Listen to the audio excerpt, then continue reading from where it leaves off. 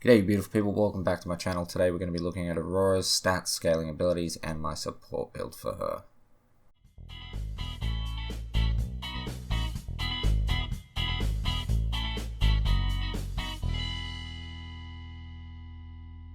Okay, so starting off, she is a melee fury intellect hero. She's elusive, controller, burst, attacker, zoner.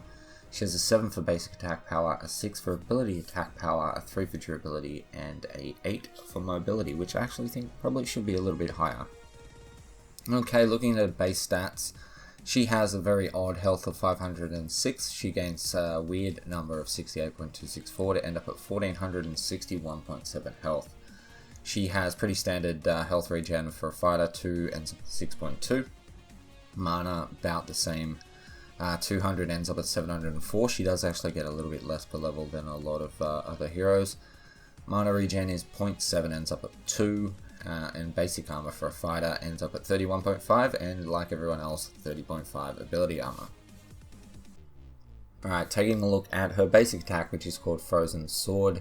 It does 58 damage stock. It gains 1 damage per level. Has a power scaling of 0.5, which has been lowered since she was released, and a cleave damage of 0.1.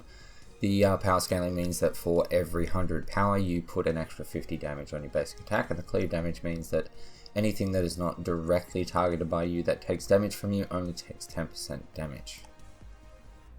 Next up we have Glacial Charge. Aurora dashes forward, leaving behind her a trail of ice that other heroes can walk on. She deals ability damage to any enemy she dashes through. So the ability damage starts at 40, ends up at 160. You're probably not going to be hitting too many people with this. You're probably going to be using it to escape or to block off areas. The power scaling is 0.35, meaning you'll get 35 damage added per 100 power on your build. Costs 80 flat mana, has a cooldown of 22, ending at 16 seconds. The range starts at 1200, ends up at 1500 units. So it is obviously a very good engage tool, disengage tool.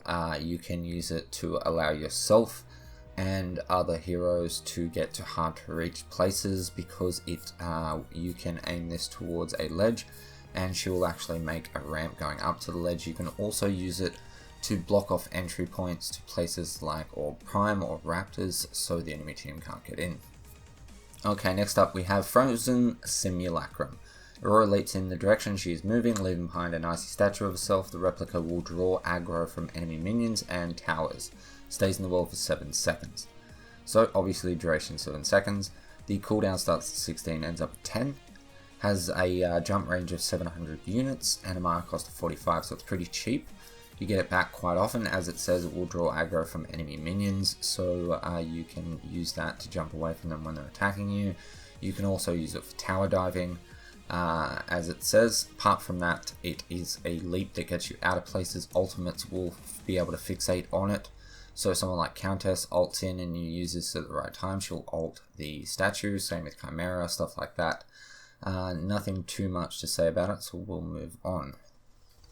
Next up we have Hoarfrost.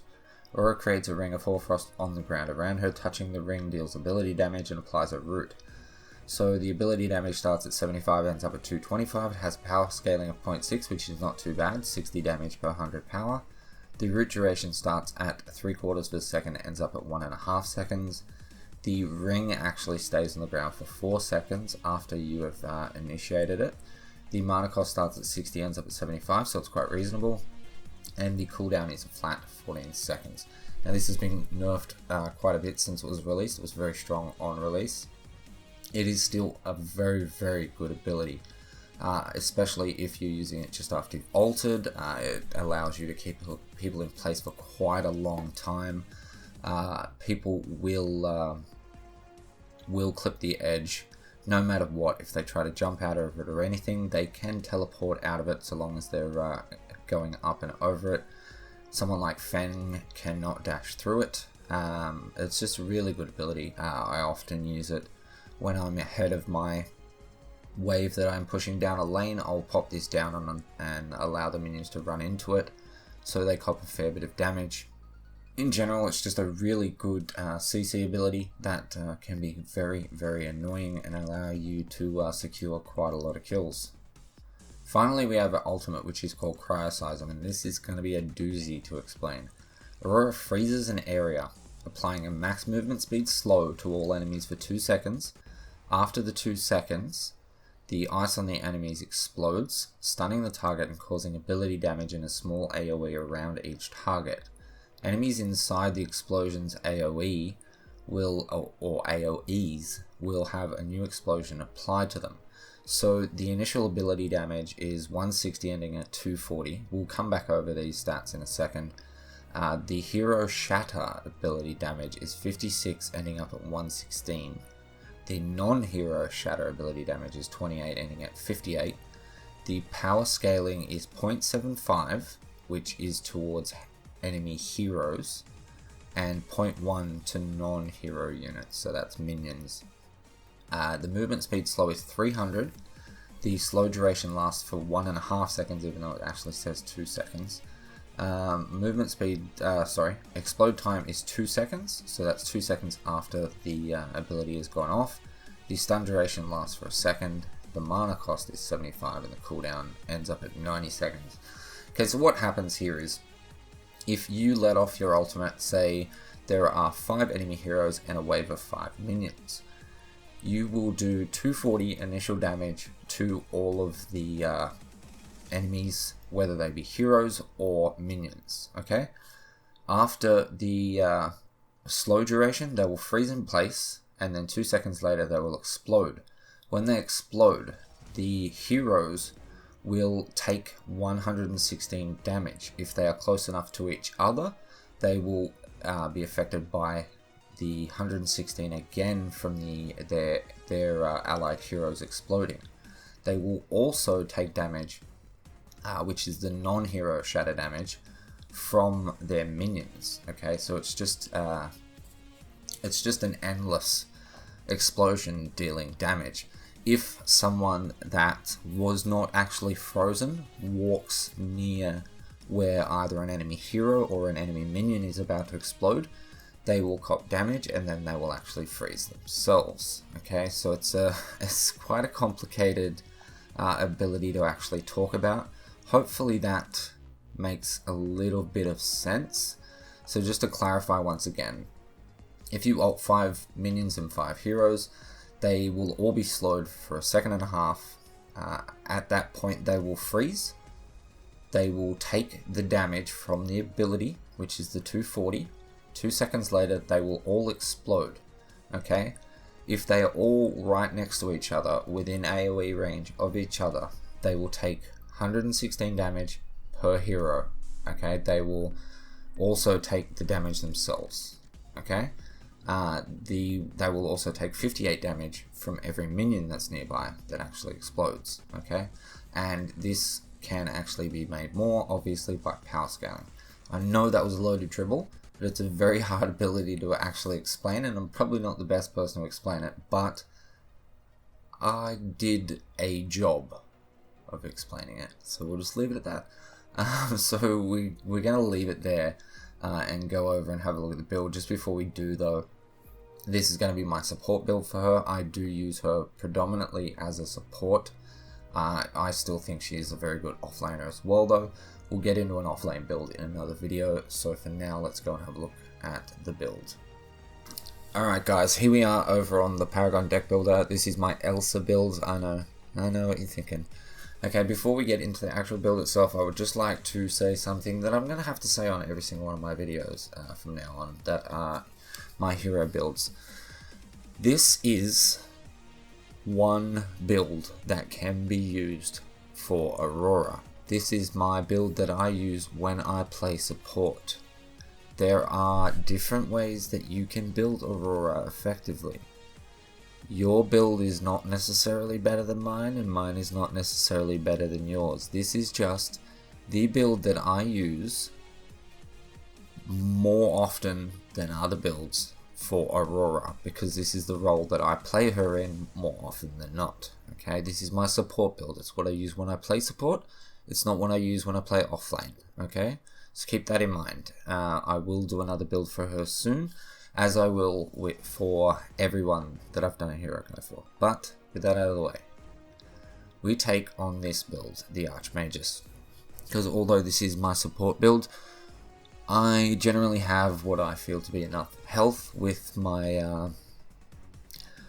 elusiveness, with the abilities that you have, the ability to get out. I feel like you might as well take the Archmagus and get that extra damage off on your ultimate once you have Prime. We have a health potion and a healer token for yourself at the start of the game. Not the very first cards, but towards the start of the game. We have 2 Madstone gems with 3 minor casts. We have a Guardian's Ward with 2 major strikes and a greater health. Oh, excuse me. We have a maxed out Circlet of Health, all 1 point upgrades. We have a Meltdown with 3 major strikes or casts. We have 2 more as 9 point cards with a 3 point, 2 point, 1 point upgrade. The reason why I do it this way and not 3 2s, if you can afford to do it this way with a 3-2-1 situation, it means that if you already have the card and you're backing with 1 point, you can get 1 point. If you have 2 points when you back, you can buy the 2 point. If you have 3, you can buy the 3. If you have 4, you can actually get the 3 and the 1. If you have 5, you get what I'm saying. Anywhere up to 6 CP, you can afford this. It's a very, very good way to build. We have a Quenching Scales with 3 lesser healths, a Teleblink, and a Barrier of Will with 3 minor guards.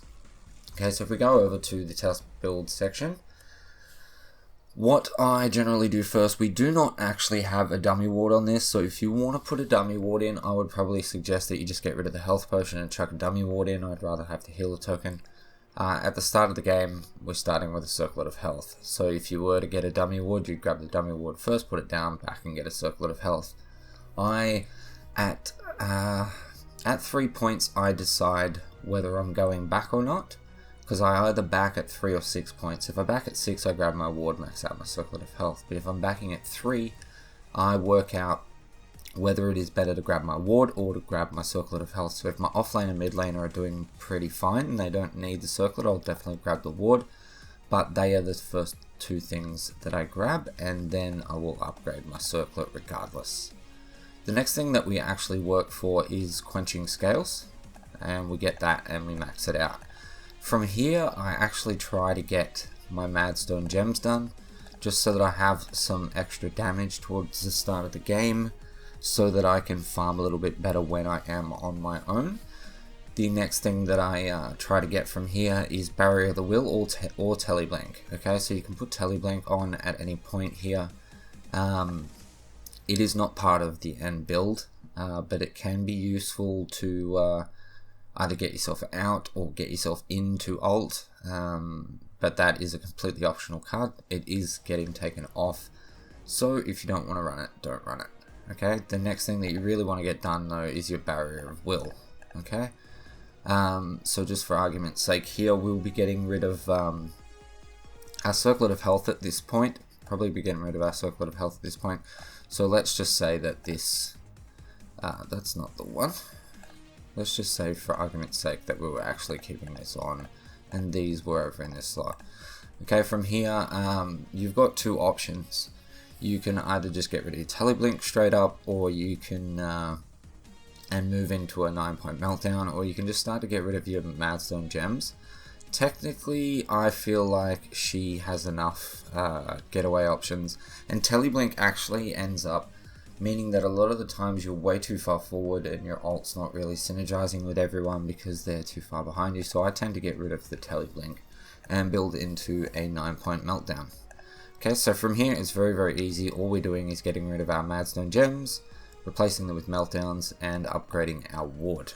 Okay, so just getting rid of them, replacing all these guys. And one more thing to do with changing this build. If you feel like Pen would be better than Major Strikes on these 2 cards and a bit of Pen on this, you could definitely do so. That would end up giving you, if you put 1 Major Shock on all of them, you would end up having 24 Pen instead of 6. So that is entirely up to you if you want to do that. And then we end up with a scenario where we have 222 power, we have 6 Pen, we have, that is 2202 health, I think. No, it's 2002 health. Where did I get? 2202 health. It's 2002. We have 64 basic resistance. We have an extra 30 mana, extra 0.3 mana regen. And our stuff kind of hurts. We've got 183 basic attack damage. Since she got nerfed a little bit, her stuff doesn't really hit way hard. But it's okay. She's actually really good. I only tend to play her as a support when the enemy team has locked in a phase and there's not going to be a steal off lane or a Kwong or someone that has purity sensor. And it actually works quite well. Having Aurora be able to lock people down for several seconds is very handy in a team fight, because you can lock people down for just about as long as what a Decker Cage can, but you're also dealing extra damage, so having a Gideon ult in on top of an Aurora is pretty freaking awesome. So as I said at the start of the video, this is a build that I use when I'm playing the support role. It does have a good amount of damage on, because you do want her to get some damage off with her abilities. If you wanted to add more pen, you can do so. If you want to add more health, you can do so. If you want to actually get rid of some damage and put more armor on, she can still be handy. But this is my support build for her. I am not stating that it is the ultimate build for her, but it is definitely one that works very well. Coming up soon, I'll have more of a damage orientated build and more of a solo offlane build. But for now, that is it, guys. So if you enjoyed this video in any way, shape or form, please smash the like button, leave me a comment, let me know what you think. Subscribe for more Paragon content. With that said, thank you so much for watching. I love your face, and I'll catch you in the next one. Peace.